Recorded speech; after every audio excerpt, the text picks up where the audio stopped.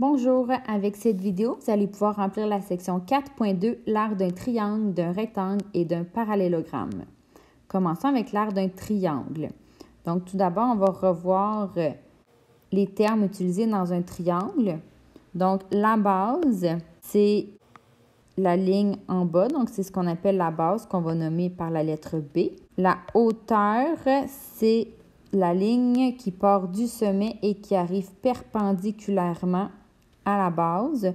Donc ça, c'est notre hauteur. Perpendiculairement, ça veut dire un angle de 90 degrés. Si jamais vous avez un triangle qui ressemble à ça ici, notre base est placée encore une fois ici.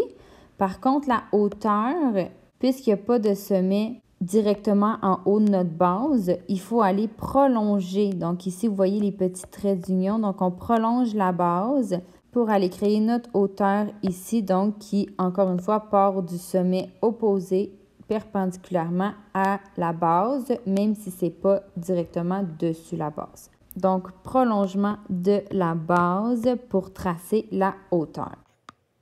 Donc ça, c'est les termes utilisés. La formule pour calculer l'aire d'un triangle, c'est base fois hauteur divisé par 2. Donc, on va la réduire un petit peu en termes d'écriture. R est égal à base fois hauteur divisé par 2. Donc, c'est vraiment cette forme-là que vous allez pouvoir utiliser dans vos travaux. Ce qu'on rajoute cette année, c'est d'aller trouver des mesures manquantes.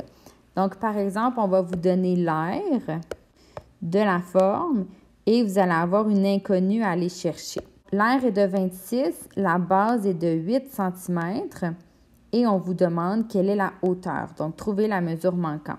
On va toujours fonctionner de la même façon. Alors, on commence avec la formule. R est égal à base fois hauteur divisé par 2. Ensuite, on remplace les choses qu'on connaît. Donc, notre R, on la connaît, ça devient 26. La base, ça devient 8. La hauteur reste inconnue, donc on laisse le H divisé par 2, mais ça fait partie de notre formule, il faut la garder. Et à partir de là, on fait la balance. Donc, fois 2, ça va éliminer mon divisé par 2 fois 2 ici. 52 égale 8 fois H. Pour éliminer mon 8 fois, je divise par 8. Donc, je le fais de chaque côté. Et tout ce qui me reste, c'est la hauteur qui est égale à 6,5. Donc, réponse finale, hauteur est égale à 6,5 cm. Donc, si vous voulez, vous l'ajoutez. Ici, ce qu'on a fait, c'est la balance. Donc, ça, c'est la méthode pour trouver les mesures manquantes. Allons faire la même chose avec un rectangle. Donc là, ici, nos informations, on a la base et la hauteur. La formule d'air, base fois hauteur. Donc, R est égal à base fois hauteur. On va pouvoir simplement l'écrire comme ça, pas besoin d'écrire des mots complets. Trouver la mesure manquante. Donc, on commence avec la formule.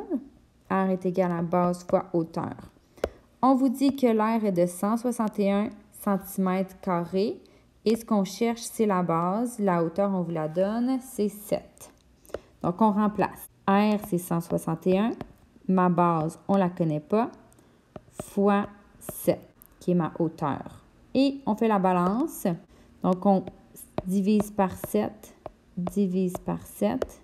Il me reste base est égale à 161 divisé par 7 qui me donne 23 cm. Donc, c'est tout pour ça.